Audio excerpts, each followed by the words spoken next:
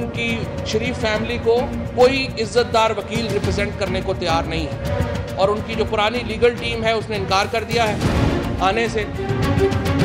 मैं आज आपसे कौन से वादा करता हूं और आपको पैगाम देता हूं कि हम आपको जो आप करें, जो भी आपने कोशिश की हमारे इदारों को तबाह करने के लिए, मेरा आपको चैलेंज है कि पाकिस्तान की तारीख में कभी इतनी पब्लिक सड़कों पे नहीं निकलेगी जो निकलेगी तुम्हें निकालने के लिए इस मुल्क से।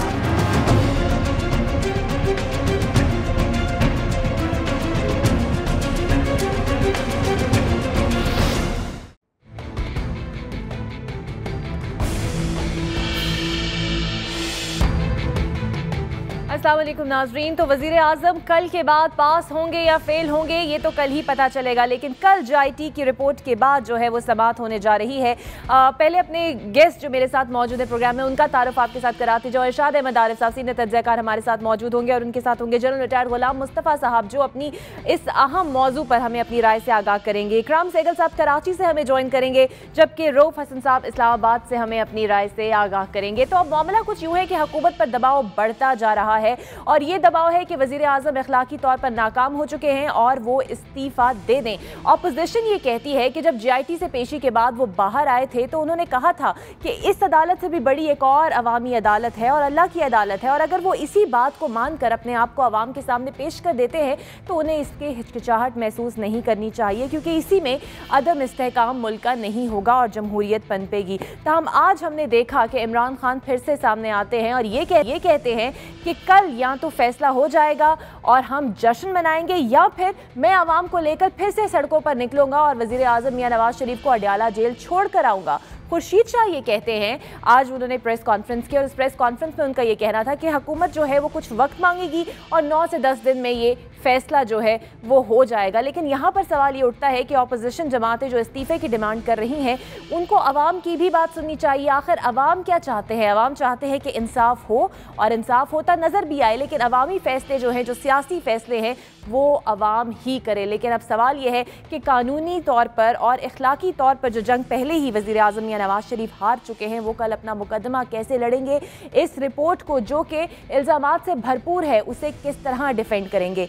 इरशाद आरिफ साहब, कल जो है पहली समाअत होने जा रही है, कल ही फैसला हो जाए या फिर ये केस अब कल से आगे बढ़ना शुरू होगा? आप क्या समझते हैं? देखिए, मैं कानून का तालिब इल्म नहीं हूँ, मुझे नहीं मालूम कि फ़ैसला कल होगा या 4 दिन बाद होगा या 8 दिन बाद होगा। लेकिन जो JIT की रिपोर्ट सामने है, पहली बात तो यह है कि ये JIT रिपोर्ट जो है मुझे और आपको मुतमईन करने के लिए नहीं बनाई गई थी। JIT जजेज़ ने 3 जजों ने जिन्होंने फ़ैसला एक लिहाज से पेंड नहीं किया था, उन्होंने ये कहा था कि सादिक और अमीन का और बाकी जो मामलात को मज़ीद तफ्तीश की ज़रूरत है, क्योंकि हम ट्रायल कोर्ट नहीं हैं। तो उन्होंने तफ्तीश करके अपनी सेटिस्फेक्शन करनी थी कि वाकई ये सादिक अमीन नहीं हैं, वाकई इन्होंने मनी लॉन्ड्रिंग की है, वाकई इन्होंने इख्तियारात गलत इस्तेमाल किया है, वाकई इन्होंने कोई मुल्की कवानीन तोड़े हैं। तो वो अपनी सेटिस्फेक्शन के लिए, अगर वो 1 हफ़्ता चूँकि मिला है इस रिपोर्ट को पढ़ने के लिए, जिस तरह लोगों ने पढ़ी है, ज़ाहिर है जजेस ने भी पढ़ी होगी और वकला ने भी पढ़ी होगी, अगर वो सेटिस्फाई हो जाते हैं कि जी रिपोर्ट में वो सारे लवाज़मात मौजूद हैं जिससे किसी शख्स को जो है जिसकी सदाकत और अमानत जो है मशकूक हो जाती है, तो फ़ैसला कल भी वो सुना सकते हैं, 2-4 दिन बाद भी आ सकता है। लेकिन बज़ाहिर ये लग रहा है, और जो हुकूमती सतह पर परेशानी है, इस्तराब है, नारेबाजी है, इल्ज़ामात हैं, भी जमा नहीं कराए गए इनकी तरफ से सुप्रीम कोर्ट में, और ये कल हम सुन रहे कहते हैं वकील भी नहीं मिल रहा इन्हें। नहीं, मेरा ख्याल है वो तो खैर सियासी बयान होगा, वकील मिल भी जाए। देखिए, एतराज़ात क्या जमा कराएंगे? अगर वो डॉक्यूमेंट्स उन्होंने साथ लगाए हुए हैं, जो एतराज़ात अभी तक किए हैं इन लोगों ने, वज़रा ने आगे, वो तो बचगाना किस्म के हैं। इमला की गलतियाँ हैं, इंशा की गलतियाँ हैं, ज़ुबान की। भाई, एक रिपोर्ट जो 60 दिन में उन्होंने तफ्तीश भी करनी है, डॉक्यूमेंट्स इकट्ठे करने हैं, गवाहियाँ लेनी है, अगर वो लिखी जाती है, और ज़ाहिर इन लोगों ने ख़ुद तो नहीं लिखी, ज़ाहिर इन्होंने जो है लिखवाई होगी, अपने स्टैनोड से, मैं अगर अपना आर्टिकल लिखता हूँ तो जब मैं दोबारा पढ़ता हूँ तो उसमें 2-4 गलतियाँ होती हैं। अब ये इसका मतलब ये नहीं है कि मुझे उर्दू ज़ुबान नहीं आती, और जब मैं उसको टाइप करवाता हूँ तो उसके बाद वो 10 गलतियाँ हो जाती हैं। इसका मतलब भी ये नहीं है कि अगला बात है कि ये सबूत पेश करें कि जो मसलन जो तस्दीक की है ब्रिटिश अटॉर्नी जनरल ने कि जी ये सारे मिल्कियत जो है बेनिफिट ओनर जो हैं मरियम हैं, इसका वो क्या रद्द करेंगे? जो सबूत दुबई से आए हैं कि मियाँ साहब की एक वहाँ कंपनी है, वहाँ से 10,000 दिरहम माहाना वो वसूल करते रहे, इसका क्या जवाब देंगे? और इसी तरह के बाकी चीज़ें जो हैं मनी ट्रेल के हवाले से है, तो ये सामने आना चाहिए कि जी फ़लाँ जो दस्तावेज़ सामने आई है वो गलत है। और सबसे बड़ी बात, सुप्रीम कोर्ट तो शवाहिद ही मांगती है। गुलाम मुस्तफ़ा साहब, मैं आपसे ये जानना चाहूँगी, अब जो सूरत हाल बनी हुई है, आज अगर एक अहम डेवलपमेंट का जिक्र करें वो ये भी कि मेजर जनरल आसिफ गफूर ने जो प्रेस कॉन्फ्रेंस की, उसमें जब सहाफ़ी ने उनसे सवाल पूछा कि JIT मुतनाज़ है, आप ही के इदारे के 2 अफसरान भी वहाँ पर मौजूद थे, उन्होंने कहा कि बराह रास्त पाक फ़ौज का इससे कोई ताल्लुक नहीं है। और जब साजिशों का सवाल उन्होंने किया गया तो उनका ये कहना था कि इस तरह की सियासी बातें सियासी ऐवानों में ही होनी चाहिए, पाक फ़ौज इस तरह की किसी भी साजिश का ना हिस्सा है और ना ही रहेगी। एक क्लियर मैसेज उनकी जानिब से भी दे दिया गया, क्योंकि साजिशों का जिक्र तो नून लीग की जानिब से किया जाता है। देखिए, ये थ्योरी पहले दिन से ही नून लीग पेश कर रही है कि हमारे खिलाफ साजिश हुई है, और कल भी साद रफ़ीक साहब ने बड़े वाज़ेह तौर पर यह कहा कि ये बैनुल अक़वामी साजिश है। अगर आप एक लम्हे के लिए इसको मान भी लें तो इतनी बड़ी पार्टी जो गुज़श्ता 30 साल से इक़्तिदार में है और नवाज़ शरीफ साहब तीसरी दफ़ा वज़ीर-ए-आज़म बने हैं, क्या उन पर लाजिम नहीं था कि इस साजिश को बहुत पहले भांपते और इस साजिश को ना सिर्फ बेनकाब करते बल्कि इसको तोड़ करने के लिए अपनी पूरी कोशिश करते? अगर आज वो इस साजिश का बयान कर रहे हैं तो क्या हम ये समझें कि वो पूरी तरह नाकाम हो चुकी है हुकूमत? दूसरा, एक दफ़ा उन्होंने ये भी पेश करने की कोशिश की कि जी इसमें हमारे मुखालिफ अफसर लगाए गए हैं। फ़ौज के 2 अफसरों को जो फ़ौज में नौकरी कर रहे हैं, एक MI में है, एक ISI है, उनको मियाँ नवाज शरीफ या उनके अहल खाना से क्या दुश्मनी हो सकती है? फिर जो बाकी 4 ऑफिसर्स हैं वो इसी हुकूमत के इदारों से आए हुए हैं। अगर लट से वो भी मान लिया जाए कि आपके मुखालिफ हैं, तो आपके मुखालिफ क्यों हैं? कोई ज़ाती दुश्मनी है कोई? क्या ये आपको ये बात साबित नहीं करता कि चूँकि हमारे हुक्मरानों ने अपने फेवरेट्स को और मेरिट्स को टोटल नज़रअंदाज किया है, तो अगर किसी का दिल जला है इस वजह से तो शायद उसके मुखालिफ हो सकता है, वो फिर उनकी अपनी करतूत है ये। तो हर दफ़ा जब ये फ़ौज पाकिस्तान को किसी न किसी तरीके से ज़ेर-ए-ताब लाने की कोशिश की जाती है और ये कहा जाता है जी ये फ़ौज के बगैर ये काम हो नहीं सकता। राम सहगल साहब, मैं आपसे ये जानना चाहूँगी, मेरा सवाल आपसे ये है कि तहरीके इंसाफ का मुतालबा इससे पहले भी वज़ीर आज़म के मुस्ताफ़ी होने का रहा है। जब धरना हमारे सामने आया, धरना 1 हुआ, धरना 2 हुआ, कहने वाले ये कहते हैं कि तहरीके इंसाफ का जो मुतालबा है वो सियासी नहीं है, क्योंकि वो ये चाहते हैं कि वज़ीर आज़म हर सूरत में हट जाएँ, जबकि जो दीगर जमातें हैं वो ये कहते हैं कि पार्लियामेंट अपनी मुद्दत पूरी करे, वज़ीर आज़म ज़रूर स्टेप डाउन करे, लेकिन जमहूरियत चलती रहनी चाहिए। आप समझते हैं कि तहरीके इंसाफ की जो स्ट्रैटेजी है, आज भी इमरान खान ने कहा कि हम सड़कों पर आएंगे और अडयाला जेल पहुंचा कर आएंगे, इससे भी अदलिया पर कुछ दबाव बढ़ेगा? देखिए, आई थिंक इस पर अदलिया पर कोई दबाव नहीं बढ़ेगा। मैं इसलिए कहता हूं कि अदलिया अपने कोर्स पर बड़ी कायम है और बड़ा फ़ख्र से मैं कहता हूं कि उन लोग ने किसी के दबाव में नहीं आया है। उन पर काफ़ी दबाव दी गई है, उन पर PTI ने भी दी है, उनके ऊपर PMLN ने तो बहुत सख्त दबाव दिया है जब से ये JIT आया है। तो लेकिन अदलिया अपने उस पर कायम है, अदलिया इंसाफ के तकाजे पर अपनी जजमेंट जो भी देगा। मैं देखिए, बात सिंपल बात यह है, अगर साजिश हुई है तो साजिश फ़ौज के ख़िलाफ़, ये जो कॉन्स्पिरेसी थ्योरी बताए जा रहे हैं, आपको याद होगा डॉन लीग्स के बारे, तो डॉन लीग्स कहाँ से निकली थी? प्राइम मिनिस्टर हाउस के से निकली थी ना जी। तो वो साजिश किसके खिलाफ थी? और अगर बैरूनी साजिश थी तो बैरूनी ताकत तो चाहते हैं कि नवाज शरीफ साहब, अगर वही अगर चले ले डॉन लीग्स की जो सब्जेक्ट थी, वो तो चाहते हैं कि नवाज शरीफ साहब पावर में रहें, सो दैट इंडिया के साथ हमारी जो उनको कहते हैं कि वो इंडिया के साथ उनकी थोड़ी सॉफ्ट अप्रोच है। बट बात ये है, सिंपल बात है, और जिस तरह पहले भी कह चुके हैं हमारे पैनलिस्ट के, एक बात यह है कि 2 जजेस ने बड़ा क्लियर लफ्ज़ों में ये कहा था कि ये सादिक और अमीन नहीं है। अब JIT की रिपोर्ट जो है वो उस पर मैं कमेंट इसलिए नहीं करता बिकॉज वो इट्स सेल्फ एविडेंट एक रिपोर्ट है, उसके बाद बहुत corroborative एविडेंस आई है और पाकिस्तान से नहीं बाहर से आई है। और वो बाहर से एविडेंस जो है वो अगर आप वही ले लें, तो अगर वो उसको अगर आप देखें तो 3 जजेस ने क्या कहा, 3 जजेस ने पहले जो कहा था वो कहा था कि ठीक है, लेकिन हम नहीं चाहते कि इस एविडेंस के ऊपर हम किसी को कंडेम करें इन इफेक्ट, और उन्हें they asked for a JIT। GIT ने अप्रूव कर दिया, अब ना वो कल करें, परसों करें, तरसों करें, लेकिन the writing is on the wall. और वो राइटिंग जो है वो इसलिए समझ आ रही है कि जिस तरह इनकी रिएक्शन है, इनकी रिएक्शन बिल्कुल पॉलिटिकल है। अगर ये लड़ते on legal grounds right from the very beginning, अगर लीगल ग्राउंड पे करते तो इनके पास कोई आई थिंक रास्ता था। बिकॉज देखिए ये चीज़ें जो हुई, स्टार्ट हुई, ये काफ़ी सालों हो गई। अगर आप देख लें तो नून लीग खुद चाहती है, चूंकि वो नविश्ता दीवार पड़ चुकी है, तो खुद चाहती है कि अदालत ही फैसला कर दे, अदालत ही नाइल करार दे दे वज़ीर आज़म को। नहीं जी, वो तो चाहते हैं कि फ़ौज के हाथ शहीद हों।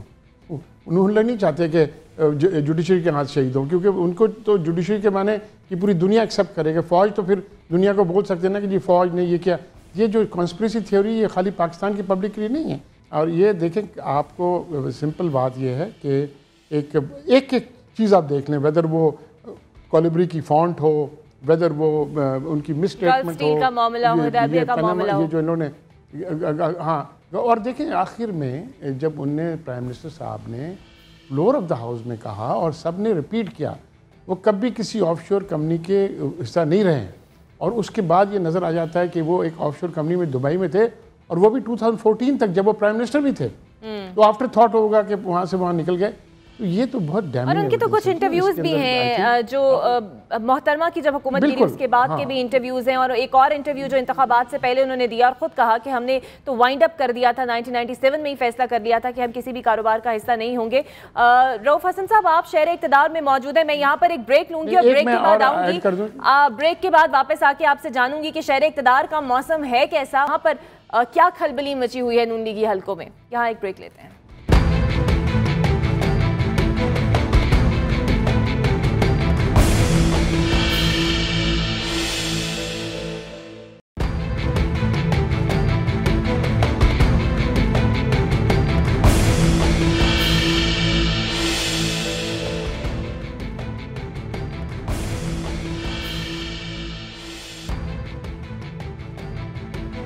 तो ऑपोजिशन की नज़र में ये केस सिर्फ इतना ही सादा है कि वज़ीर आज़म नवाज शरीफ अपनी कुर्सी छोड़ दें ताकि एहतसाब जो है वो शुरू हो। और कुछ की राय में तो ये फैसला कल ही आ जाएगा और जो तख्ता है वो उलट जाएगा। इकराम सहगल साहब, आप ब्रेक से पहले कुछ पॉइंट ऐड करना चाह रहे थे, उसके बाद मैं रऊफ हसन साहब की जानिब पढ़ूंगी। जी, मैं ये ऐड करना चाह रहा था कि ये जितनी भी इस पूरी कार्रवाई में जी आप देखें जी, अगर एक अफेक्टेड पार्टी है वो चीफ ऑफ आर्मी स्टाफ है। चीफ ऑफ आर्मी स्टाफ के ऊपर काफ़ी दबाव था। दबाव ये था कि एक तो अपनी रादुल फसद की एक वो थी परेशानी, उसके बाद इंडिया आए दिन सर्जिकल स्ट्राइक्स करता था और लाइन ऑफ कंट्रोल के ऊपर बातें कर रहा था, और अपने फ़ौज के अंदर दबाव था कि उन्होंने अपनी कूल रखी, उन्हें कुछ नहीं होने दिया। उन्हें एक जिस बात पर वो डटे रहे, उन्हें बात की कि जी democracy shall stay the course, ठीक है।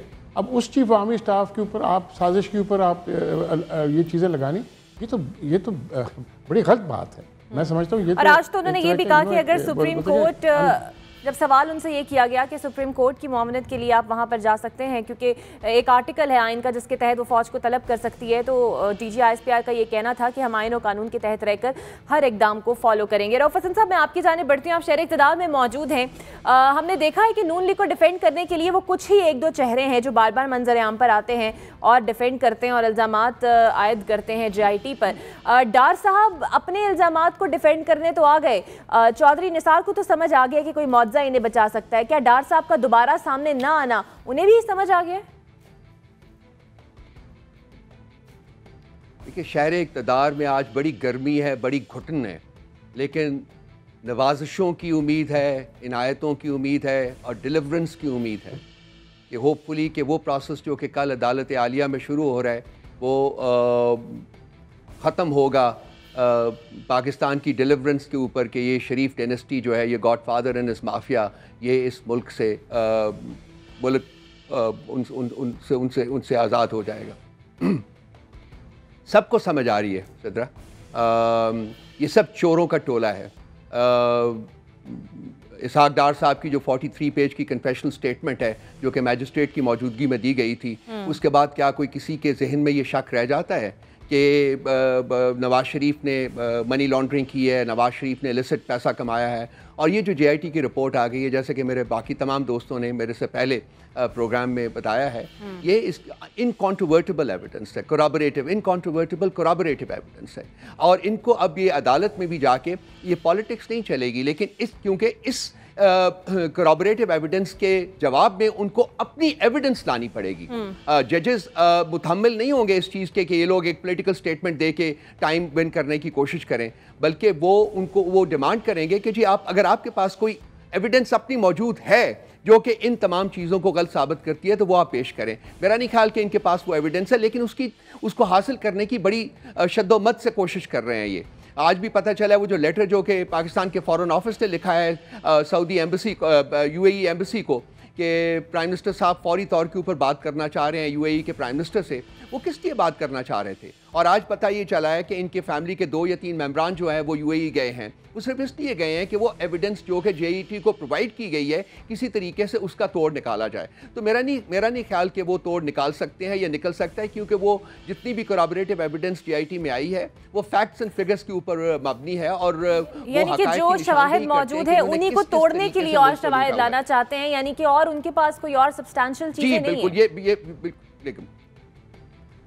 नहीं, बिल्कुल मेरी अपनी इंफॉर्मेशन है कि उनके पास कुछ भी नहीं है। और ये पिछले जितनी देर से भी जब से पैनामा गेट निकला है तो ये लोग सिर्फ पॉलिटिक्स कर रहे थे, लेकिन अदालत आलिया में पॉलिटिकल प्रेजेंटेशन जो है वो नहीं होगी। इससे पहले भी जिक्र किया गया है जी कि पहले इन्होंने इनके जो लोग हैं वही लोग जिनका जिक्र आप भी कर रहे हैं, इन्होंने पहले अपनी जो गन्स थी वो जुडिशरी और मिलिट्री की तरफ, फौज की तरफ इन्होंने पॉइंट की हुई थी। जब वो बात वहां नहीं बनी तो कल से इन्होंने फॉरन कॉन्स्पिरेसी की भी बात करनी शुरू कर दी है। तो इनमें से कोई भी अगर ये इसको आर्ग्यूमेंट समझते हैं तो ये नहीं चलेगा।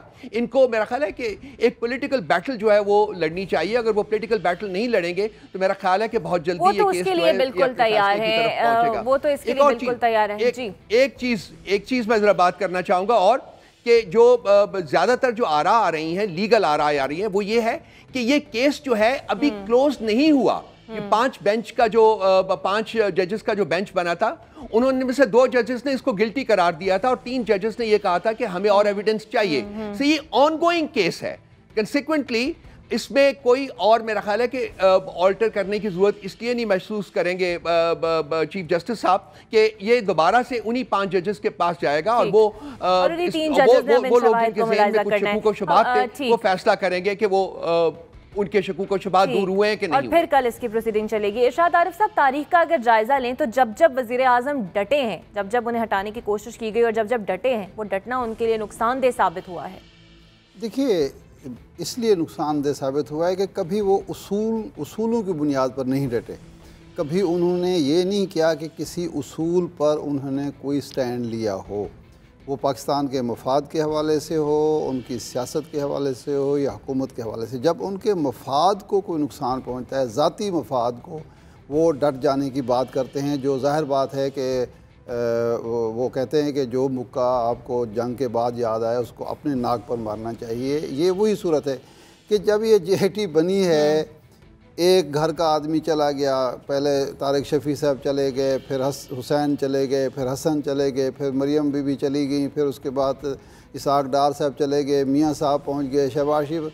भाई अल्लाह के बंदे, ये अच्छी मुतनाज़े JIT है जिसमें आप सारे के सारे पेश हो रहे हैं, बाहर आके नारे लगा रहे हैं कि जी हमने JIT से ये पूछा। भाई आप पूछने गए थे या जवाब देने गए थे? सबसे बड़ी बात, एक का बयान भी एक से नहीं मिलता, यानी बाप का बेटे से नहीं मिलता, बेटे का भाई से नहीं मिलता, भाई का बहन से नहीं मिलता। मुतालबा करते हैं सामने नहीं, हम तो कहते हैं कि रिकॉर्डिंग सामने। अच्छा, ये जब से ये JIT की रिपोर्ट आई है उसके बाद किसी ने मुतालबा नहीं किया कि रिकॉर्डिंग आनी। ये पहले कह रहे थे, जिस दिन से ये रिपोर्ट सामने आई है फिर किसी ने मुतालबा नहीं किया कि रिकॉर्डिंग सामने आनी चाहिए, क्योंकि लोगों ने कहा कि रिकॉर्डिंग भी सामने आनी चाहिए, JIT रिपोर्ट भी सामने आनी चाहिए, और जो बाकी नजफी रिपोर्ट है मॉडर्न वाक़े की वो भी सामने हम तो कहते हैं कि वैसे भी दानियाल अजीज साहब 92 पे उंगलियां उठाते हैं कि हम कुछ ज़्यादा ही उनके मुखालिफ बोलते हैं, लेकिन आप ही की बात हम दोहराते हैं। आपने कहा कि JIT रिपोर्ट सामने लाएं, JIT रिपोर्ट सामने आ गई। इनका ख्याल ये था कि अदलिया इस JIT रिपोर्ट को आम नहीं करेगी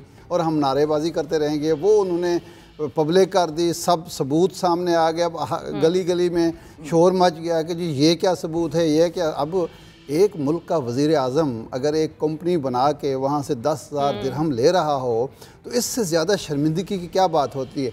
अब ये ख़त पर मैंने आज लिखा भी है कि ये ख़त जो इन्होंने लिखा कि जी मैं बात करना चाहता हूँ वाइस प्रेसिडेंट से, उनके जो हैं यूएई के।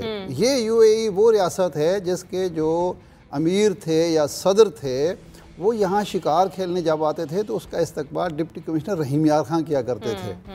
और ये वो हैं जो तरसा करते थे कि कोई वज़ीर आज़म, कोई सदर जो है उनसे मुलाकात करे। ये तो जब ज़रदारी साहब ने, आज हालत ये है कि एक 20 करोड़ की आबादी का मुल्क है, आलम इस्लाम की सबसे बड़ी फ़ौज उसके पास है, न्यूक्लियर पावर वो है, ये मौसूफ हमें इसहाक डार साहब कहते हैं कि G8 के हम मेंबर बनने वाले हैं। और उसके वज़ीर आज़म साहब जो हैं वो इतने कमज़ोर हो चुके हैं कि उनसे यूएई का नायब सदर और वज़ीर आज़म बात करने के लिए तैयार नहीं है। इससे ज़्यादा शर्मनाक बात क्या हो सकती है। ये जो JIT की रिपोर्ट है ये अदालत खुद मॉनिटर करती रही, अदालत ने JIT बनाई, 15 दिन बाद इसे रिपोर्ट भी देती रही। इसे चैलेंज करना इनके लिए आसान होगा?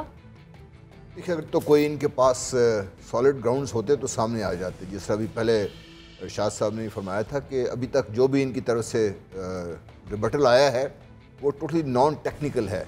या तो उन्होंने इसको सियासत बनाने की कोशिश की है, वो तो सियासी रिबटल है, या वो उन्होंने इसको साजिश का कहा है, या कहा अफसर हमारे खिलाफ हैं। रिपोर्ट के जो कंटेंट्स हैं, जो सब्सटेंटिव कंटेंट्स हैं, जिसमें उन्होंने ये जो 10 जिल्दें हैं जो सवाल किए थे सुप्रीम कोर्ट ने, हर जिल्द उसका पूरी तरह जवाब देके उन्होंने मुतमईन कर दिया है। तो अब इस किस्म की जो भी बातें आ रही हैं वो इनके पास, मैं नहीं समझता कि ऐसी कोई सब्सटेंटिव होते, क्योंकि गुज़श्ता कई माह से तो केस चल रहा है। सुप्रीम कोर्ट में पेश कर सकते थे। जब सुप्रीम कोर्ट ने इनको एक और मौका दिया उसका फ़ायदा नहीं उठाया, बल्कि इन्होंने कोशिश की कि जब इनको सही रियलाइज़ किया कि हालात किस तरफ जा रहे हैं, उस दिन से इन्होंने JIT को स्कैंडलाइज करना शुरू कर दिया।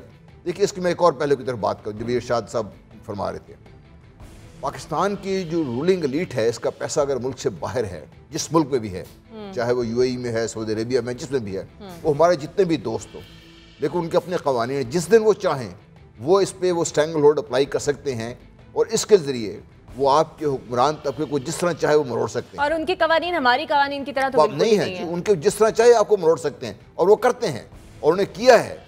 इसलिए सबसे बड़ी बात, हर कोई अपना मुफाद देखता है। मैं ये समझता हूँ कि ये पाकिस्तान के लिए इंतहाई नुकसानदेह है इन दी ओवरऑल सिक्योरिटी इन्वायरमेंट भी, कि हमारे जो लीडरशिप है वो किसी गैर मुल्की ताकत के जो है ना, कहते हैं कि अमेनेबल टू ब्लैकमेल, अगर हम अपने आप के इस पोजीशन में ले आते हैं, जिस तरह भी कह रहे थे कि UAE के वाइस प्रेसिडेंट ने बात करने से इनकार कर दिया।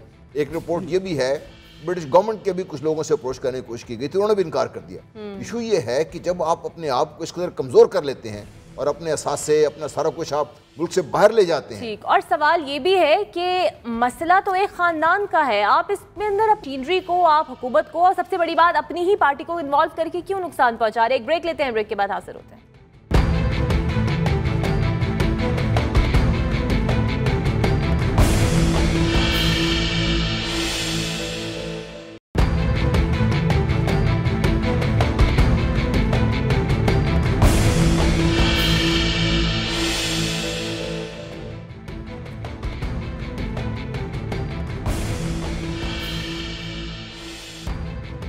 आज भी हमने देखा कि तहरीक इंसाफ के इमरान खान जो हैं वो सामने आ, और उन्होंने ये कहा कि हम सड़कों पर निकलेंगे और अडयाला डेल छोड़ कर आएंगे।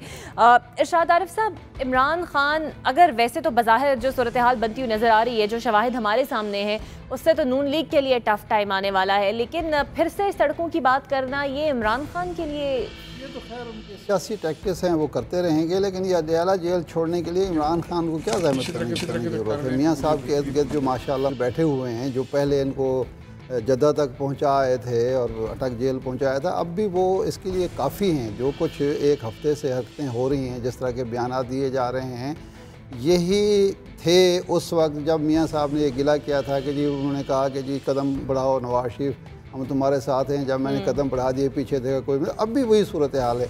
मियाँ साहब पता नहीं क्यों नहीं समझ पा रहे कि वो कदम बढ़ाओ नहीं कह रहे, रकम बढ़ाओ कह रहे हैं, लेकिन वो समझ रहे हैं कि शायद कदम बढ़ाओ की बात है। बात ये है कि जब ये 92 में 93 में वहाँ महल्लात बन रहे थे, फ्लैट्स ख़रीदे जा रहे थे, पैसे बैरून मुल्क भेजे जा रहे थे, इसकी खौफ क्या था मियां नवाज शरीफ को? आज तो वो बात करते हैं ना अक्टूबर 12 की, 12 अक्टूबर के बाद अगर कोई उन्होंने ऐसी हरकत की हो तो वो तो काबिल फ़हम है, या 93 के बाद की हो तब भी। उस वक्त तो वो बिलो आइड थे हमारी इस्टेब्लिशमेंट के, वही उनको बेनज़ीर को हटा के इक़्तिदार में लाई थी। वो सारा इदारे जो थे उसके साथ ताउन कर रहे थे। उस वक्त पैसा बाहर ले जाने के क्या मतलब है? दो हो सकते हैं। नंबर 1 तो हवस ज़र इतनी बढ़ गई कि जी हमारे जो सल्तनत है वो सिर्फ पाकिस्तान के अंदर क्यों रहे, पाकिस्तान से बाहर भी मालियाती सल्तनत होनी चाहिए। इस कदर मुसलसल गलत बयानी की गई, मुसलसल कौम के सामने गलत बयानी हुई। और सबसे बड़ी बात वो तमाम चीज़ें तो रिकॉर्ड पे मौजूद है। अच्छा, साजिश किसने की जी? आज ही वो कह रहे थे कोई साहब इनके कि जनाब तारिक फजल चौधरी साहब के, देखें जी आलमी हालात देखें, इराक़ में क्या हुआ, लीबिया में क्या हुआ, शाम। भाई ये इराक़ में जो कुछ हुआ, जो लीबिया में हुआ, जो शाम में हो रहा है, ये ज़िद हटदर्मी का नतीजा तो है। सद्दाम हुसैन की और जो बशार अल असद की और कज़ाफ़ी की, उसके ख़िलाफ़ जो आलमी ताकतों की साजिशें अपनी जगह पे, लेकिन उन्होंने तो अकल का सबूत दिया। खानदान का इक़्तिदार लाने की कोशिश करेंगे तो रिएक्शन तो होगा। और पनामा का मामला तो वो है जिसमें हमने देखा भी, मिसालें भी देखी जहाँ पर कई वज़ीर आज़म ने स्टेप डाउन भी किया है और इस हवाले से अपनी इखलाकी जिम्मेदारी उन्होंने महसूस की है। गुलाम मुस्तफ़ा साहब, ये जो मैं ना मानूं की पॉलिसी है, आप समझते हैं कि नून लीग और वज़ीर आज़म की इस पॉलिसी से इदारों में तसादुम हो सकता है, कशीदा सूरत हाल पैदा हो सकती है, और अगर ये नुकसान हुआ और जिस तरह अपोजिशन भी बज़िद है तो इसका ज़िम्मेदार कौन होगा? देखिए, फ़िलहाल तो अगर देखिए गुज़श्ता तकरीबन 1 साल से जो पाकिस्तान के हालात हैं, हमारी हुकूमत किसी और तरफ तवज्जो दे ही नहीं पाई, किसी और मामले की तरफ जा ही नहीं सकी। वो ख़ुद उन्होंने कई दफ़ा एतराफ़ किया है कि हमें फंसा दिया गया, हमें काम नहीं करने दिया गया। एक तो ये बहुत बड़ा नुकसान है। दूसरा बहुत नुकसान ये है कि पाकिस्तान के जो मालियाती हालात हैं, जिसकी वजह से गुज़श्ता दिनों आप देख रही है कि हमारे जो इंडेक्स है इसका स्टॉक एक्सचेंज का, वो भी नीचे गिर रहा है। तीसरा जो बहुत बड़ा नुकसान जिस हम बार बात नहीं करते, पाकिस्तान का बहैसियत एक कौम और एक मुल्क जो एक मुकाम होना चाहिए था, जब आप लीडरशिप से वो कनेक्ट करते हैं तो आपका जो पाकिस्तान का मुकाम है वो काफ़ी नीचे आना शुरू हो गया है। अब आइए कि क्या इस पर ये मुहाज़राई होगी। देखिए, अगर हुकूमत, जो हुकूमत तो नहीं कहना चाहिए, अगर फैमिली को बचाने के लिए हुकूमत मुहाज़राई पे उतर आएगी तो पाकिस्तान का नुकसान तो नंबर 1 होगा ही होगा। क्या ये किसी मुहब्बे वतन लीडरशिप जो क्लेम करते हैं अपने आप को, इनको ज़ेब देता है ये? क्या वो पाकिस्तान को नुकसान पहुंचाकर उनका कोई फ़ायदा होगा? इसलिए भी ये गलत है। और इसलिए भी ये गलत है कि उन्होंने कई दफ़ा ये थ्रेट भी किया है, इनडायरेक्टली भी डायरेक्टली भी, कि पाकिस्तान के अवाम इसको कबूल नहीं करेंगे। देखिए, पाकिस्तान के अवाम का अगर इनको एतमाद हासिल होता तो मैं समझता हूँ जिस दिन ये पनामा की केस ब्रेकआउट हुआ था उसे हफ्ते के अंदर अंदर ये इलेक्शन करवा लेते, इनको पता चल जाता कहाँ पे खड़े हुए इस चीज़ का। अब भी इनके लिए ये बड़ा मुश्किल इसलिए है कि जब ये सब कुछ लेके जाएंगे तो आजकल मीडिया ने, फिर पढ़े लिखे लोग हैं, दुनिया ने, सोशल मीडिया ने सबको सबके सामने खुला करके रख दिया हुआ है। तो अब आवाम के लिए फ़ैसला करना इतना ज़्यादा मुश्किल नहीं होगा। अब अगर लेकिन हमारी आवाम का जो वोटिंग पैटर्न है वो कुछ मुख्तलिफ है और हमें इस बात से इनकार नहीं करना चाहिए। हमारी आवाम की यादाश्त भी बड़ी कमज़ोर है, लेकिन अब देखना ये है कि इंतखाबात जब होंगे तब इनका क्या होगा। रऊफ हसन साहब, मैं आपसे ये जानना चाहूँगी कि अपोजिशन तो इस्तीफ़े का मुतालबा सड़कों पर ले आई और उन्होंने बिल्कुल दावे के साथ कहा कि इस्तीफ़ा दें वज़ीर आज़म, और एक मुहिम भी अपोजिशन एक तरह से इत्तेहाद भी उन्होंने इस हवाले से कर रखा है और इसी बात पे बज़द हैं कि वो इस्तीफ़ा दे दें। हुकूमती जमात अगर अपनी अवामी ताकत का मुजाहरा करती है, किस स्टांस को लेकर आगे बढ़ेगी? देखिए, जैसा कि मैंने आपके पहले सवाल के जवाब में कहा था कि हुकूमत एक लीगल बैटल लड़ने की तैयारी नहीं कर रही बल्कि एक पॉलिटिकल बैटल लड़ने की तैयारी कर रही है। लेकिन अपोजिशन का जो उन्होंने इस्तीफ़े का जो मुतालबा है उसकी 2 वजूहात हैं। एक सबसे बड़ी वजह जो उसका भी जिक्र मैंने अपने पहले जवाब में किया है कि प्राइम मिनिस्टर साहब, वज़ीर आज़म साहब जब तक अपनी सीट के ऊपर बैठे रहेंगे वो अपनी सीट को मिसयूज़ करने की कोशिश करते रहेंगे, जैसा कि मैंने उस लेटर के रेफरेंस में बताया है। तो एक तो अपोजिशन चाहती है कि वो सीट से वो छोड़ दें ताकि वो अपनी पोजीशन के इस्तेमाल करके इस मुकदमे के ऊपर असरअंदाज ना हो सके, नंबर 1। नंबर 2 बात, मॉरल पोजीशन उनकी बिल्कुल नहीं रही है। इस कितना मेगा स्कैंडल जब सामने आया है और उसके शवाहिद सामने आए हैं, तो उसके बाद किसी भी सेल्फ रिस्पेक्टिंग लीडर के लिए ये मुनासिब नहीं होता कि वो अपनी गद्दी के ऊपर बैठा रहे। उसको चाहिए था कि वो उतर जाते, रिजाइन कर देते। भी मौजूद हैं, हमारे मुख्तलिफ ममालिक की मिसालें भी मौजूद है जहां पर हुक्मरानों ने कुर्सी छोड़ दी जब उन्हें कानूनी चाराजोई का सामना करना पड़ा। लेकिन आप ये भी मत भूलिए कि हमारी ऑपोजिशन में भी दरारें मौजूद हैं। कल जब उनकी मीटिंग या परसों मीटिंग हुई है तो उसमें 2 पॉलिटिकल पार्टीज ने कहा है कि जी हम सुप्रीम कोर्ट के फैसले का इंतज़ार करेंगे। लेकिन अब सोचने की बात यह है कि सुप्रीम कोर्ट का फैसला क्या आएगा। अगर सुप्रीम कोर्ट ये फैसला करती है कि नवाज शरीफ गिल्टी है और वो उसको डिस्क्वालीफाई कर देती है, तो वो क्या इस फैसले का वो इंतज़ार कर रहे हैं या वो इस फैसले का इंतज़ार कर रहे हैं कि सुप्रीम कोर्ट कहती है कि शवाहिद साबित नहीं करते कि नवाज शरीफ गिल्टी हैं और वो डिस्क्वालीफाई होते हैं।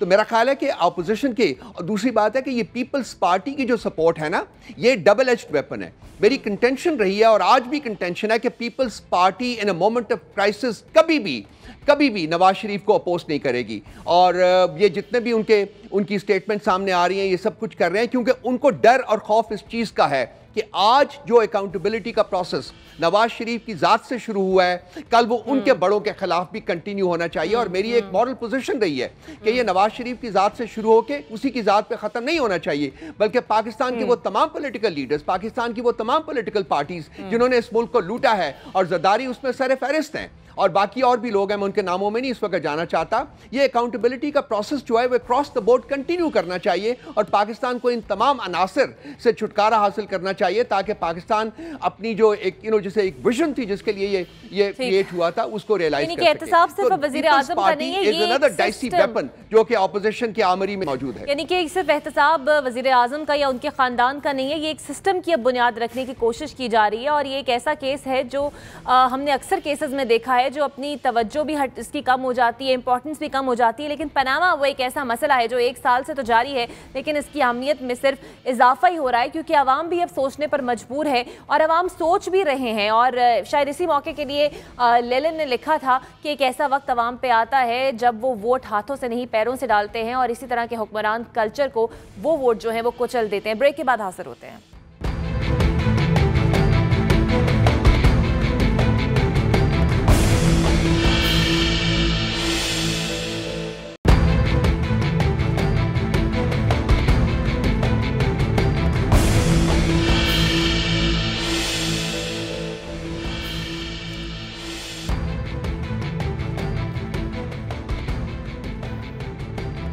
तो अवाम भी देख रहे हैं और सबकी नज़रें अब कल के दिन पे हैं कि आखिर कल ही ये फैसला हो जाएगा या फिर ये केस जो है वो आगे बढ़ता हुआ नजर आएगा। गुलाम मुस्तफ़ा साहब, मौजूदा हालात देखें और नून लीग का जो स्ट्रक्चर है और जो बुनियादी सोच है जिसके साथ वो एक सियासी जमात कहलाती है, उनकी सोच में नवाज शरीफ के अलावा कोई नहीं है जो इस पार्टी को हेड कर सके। इसके अलावा कोई और ऑप्शन इनके पास मौजूद रहता है? देखिए, तो खैर पार्टी ने फैसला करना है, लेकिन जहाँ और बहुत सी चीज़ें तब्दील होगी इस फैसले के बाद, अगर मियां नवाज शरीफ साहब को इस चीज़ से डिस्क्वालीफाई कर दिया जाता है तो ये जो ख़ानदानी राज है ना, ये भी में टूटने का अंदेशा है और जिसकी वजह से सब घबराए हुए हैं। इसके बाद अभी चूँकि कोई हमारा डेमोक्रेटिक प्रोसेस नहीं है या इस किस्म का कोई सिस्टम नहीं है हमारी सियासी जमातों में, या कल्चर नहीं है इसमें, इसलिए सब खौफज़दा हैं अपनी अपनी जगह पर और सबको ये डर है कि मेरा फैक्शन कामयाब होगा, दूसरा फैक्शन कामयाब होगा। ऑलरेडी अगर आपने देखा हो तो इतलात ये हैं कि चौधरी निसार के अलावा भी कुछ ऐसे मिनिस्टर्स हैं जिन्होंने मियाँ साहब से बात की है कि आप ये जो कुछ कर रहे हैं ये ठीक नहीं कर रहे, सारा कुछ पार्टी के लिए भी और सबके लिए नुकसानदेह होगा। तो ये जो कल्चर है हमारा और एक जो स्ट्रेंगल होल्ड हमारे एक तबके ने हासिल की हुई है हमारे हुक्मरानी पर, मेरा ख्याल है ये भी टूटेगी और इसके बाद से बहुत सी रवायात तब्दील होने का उम्मीद रखनी भी चाहिए हमें, क्योंकि अगर हम डेमोक्रेसी चाहते ही हैं और जमहूरियत को हम इतना अच्छा समझते हैं मुल्क के लिए और सब इस पर मुत्तफिक हैं और इनके मुताबिक फ़ौज ने भी बारहा इस चीज़ का इरादा किया है, तो फिर ये ज़रूरी है कि हमारी सियासी जमातों में भी यही कल्चर परवान चढ़े और वो जमहूरी अंदाज में ऊपर चढ़ के आएँ और जो भी इसमें काबिल हो, जो जमात जिसको समझे वो लेके आ जाए। एक किसी भी एक ख़ानदान का तसल्लुत उस पार्टी के लिए भी, उस ख़ानदान के लिए भी, सबके लिए नुकसानदेह है। अब जिस तरह आप देख रहे हैं हमारी जो सियासी जमातें जो 2 बुनियादी उनके दरमियान तो ऐसा कोई कल्चर मौजूद नहीं है। शाद आरिफ साहब, आपने तो देखे हैं सियासी अदवार, इंतखाबात भी कई दफ़ा होते हुए देखे हैं, कौन सी पार्टी, आप लिखते भी रहे हैं और मॉनिटर भी की है आपने तारीख। ये जो पनामा केस है इससे कितना नुकसान पहुंचा है नवाज शरीफ को, और अब जो इंतखाबात आने वाले हैं कितना बड़ा डेंट साबित हो सकता है उनके वोट बैंक के लिए? पहली बात तो ये है, इससे ज़्यादा बदकिस्मती इस मुल्क की क्या हो सकती है कि अमेरिका ने हमारी जो इमदाद थी वो मशरूत कर दी कुछ ऐसी चीज़ों से जो अगर हम करेंगे तो हमारी कौम वक़ार और आज़ादी के ख़िलाफ़ होगा। लेकिन यहाँ कोई कैबिनेट मीटिंग नहीं हुई, वज़ीर आज़म ने एक लम्हे को कोई मीटिंग नहीं ली। फिर कोयटा में पहले डीआईजी एक जो थे वो बेचारे शहीद हुए, फिर एसपी शहीद हुए। इशू बड़ा है ना उनके नज़दीक, पनामा इशू है। साहब ने वहाँ जाना गवारा नहीं किया, वज़ीर आज़म साहब ने पारा चनारा तक जाना, और रोज़ाना मीटिंग्स यहाँ हो रही हैं कि मुझे और मेरे ख़ानदान को किस तरह बचाया जा सकता है। अब सियासी जमात अगर कोई होती, अगर सियासी कल्चर होता, खा वो पीपल्स पार्टी का हो खा वो मुस्लिम लीग का हो, तो ये हो ही नहीं सकता था। जो गलतियाँ पीपल्स पार्टी ने की है, या भुट्टो ख़ानदान ने की हैं, या ज़रदारी साहब ने की हैं, या नवाज शरीफ साहब ने की हैं, ये हो सकती हैं। क्योंकि पहला फोरम जो होता है वो वज़ीर आज़म को रोकने के लिए कैबिनेट का होता है।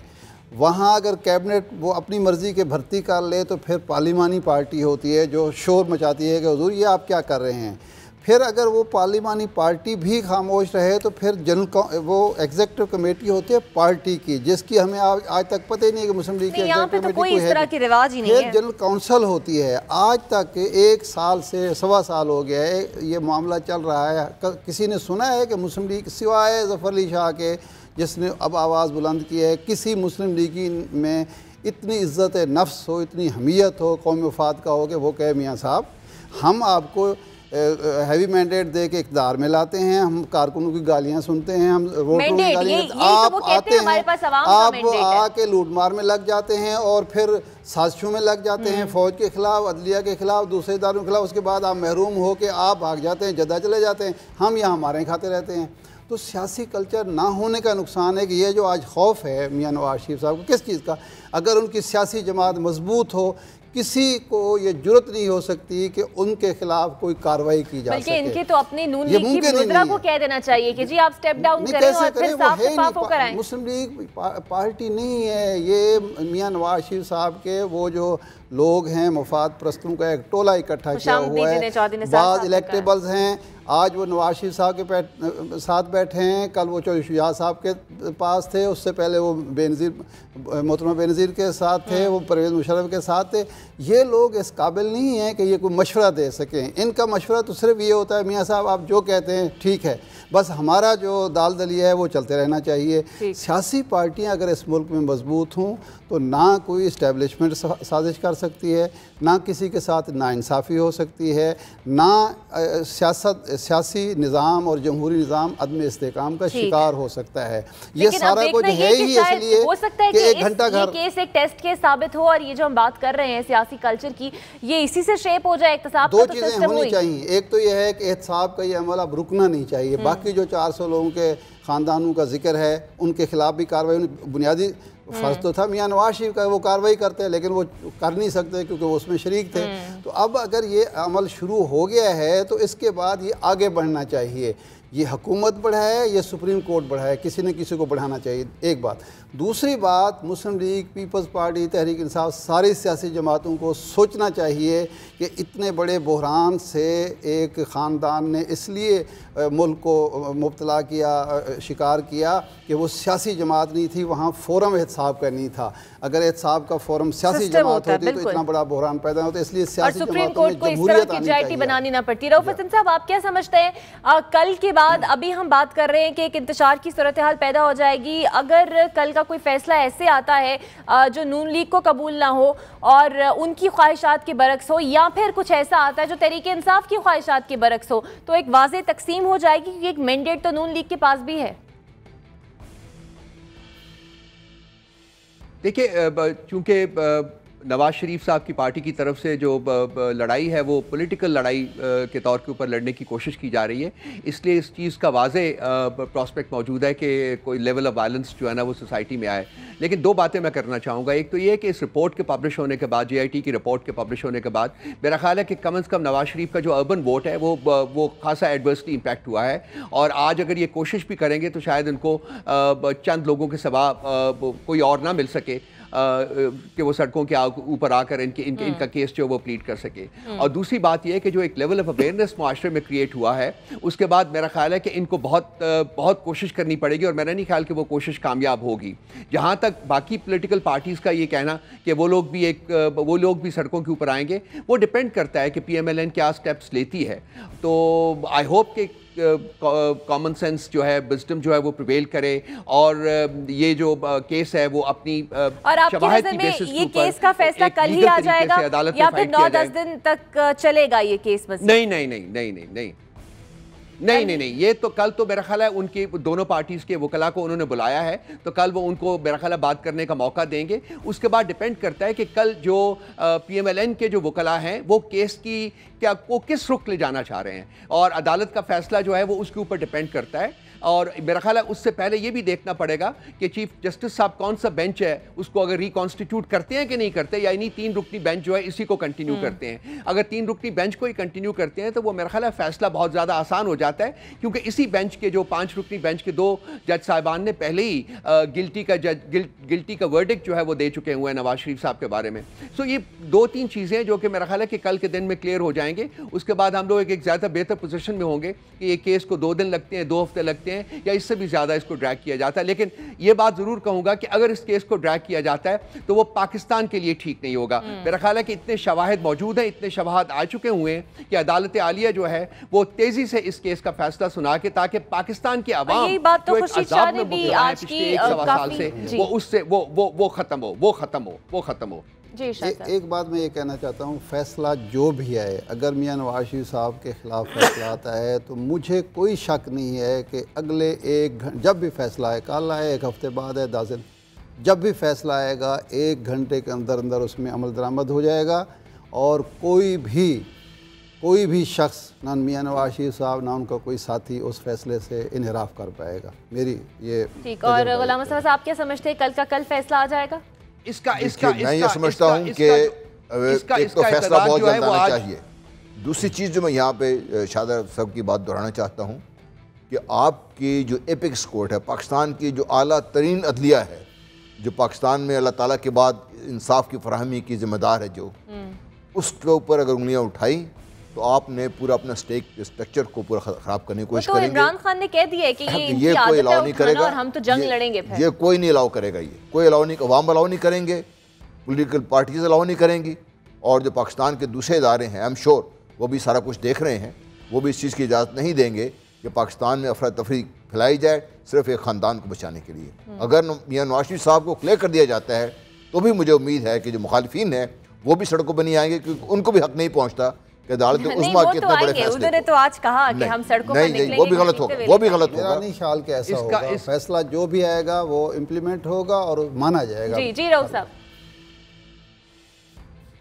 साहब, आप कुछ कह रहे थे? इसका यादा मेरा ख्याल है कि आज DG ISPR की प्रेस कॉन्फ्रेंस, उन्होंने DG ISPR ने अपनी प्रेस कॉन्फ्रेंस में भी इस चीज़ का यादा किया है। उन्होंने कहा है कि जी पाकिस्तान की अफवाज जो हैं वो कॉन्स्टिट्यूशनल अपनी रिस्पॉन्सिबिलिटी जो है उसको पूरा करेंगे, और मेरा ख्याल है कि वो रेफर कर रहे थे to article 190 of the constitution, जिसके मुताबिक जो पाकिस्तान की आर्म्ड फोर्सेस को वंस कॉल्ड अपॉन वो they have to come to the assistance of the state, और उस फैसले पर अमल दरामद करा सकती है, और वो ये कह चुके हैं कि आईन और कानून के तहत ही बिल्कुल जो भी फैसला होगा उसके ऊपर फौरी अमल दरामद ठीक अपने रोल अदा करने चाहिए। लेकिन अब बाकी नून लीग जो है वो अपने आप को सियासी जमात कहती है, तो सियासत में तो हमेशा दरमियाना रास्ता निकालना चाहता है, और नून लीग को भी चाहिए कि कोई ऐसा रास्ता निकाला जाए जिससे जो मुल्क है उसमें इंतशार ना फैले। कल क्या होगा ये तो अब कल 9:30 बजे ही पता चलेगा, जब सुप्रीम कोर्ट की समाअत जो है वो शुरू होगी। आज के लिए इतना ही, अल्लाह हाफिज।